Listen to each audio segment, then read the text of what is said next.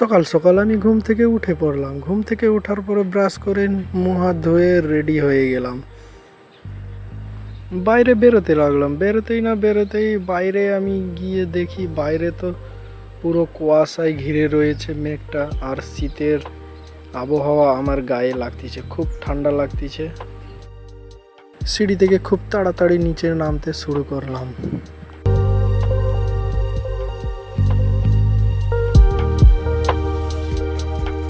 Guys, আমি সিঁড়ি থেকে নেমে পড়লাম। নেমে পড়ার পর ক্যান্টিনের দিকে উদ্দেশ্যে আমি রওনা দিলাম। ক্যান্টিনে রওনা দেওয়ার একটাই উদ্দেশ্য যে ক্যান্টিনের পিছনে একটা পিঁপে গাছ রয়েছে, ওই পিঁপে গাছটা আজ আমি দেখতে চাই।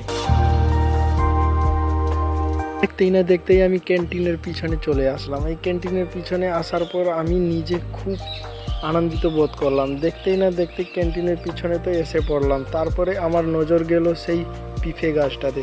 যেই পিঁপে গাছটাতে অনেক অত্যাধিক পরিমাণ পিঁপে রয়েছে, যে পিঁপে দেখে আমি আর লোভ সামলাতে পারলাম না।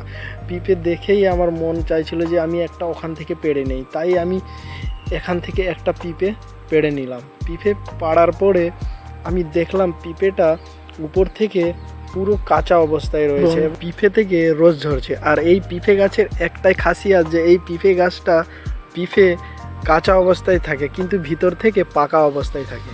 চলো আপনাদেরকে দেখিয়ে দেই যে পিঁপেটা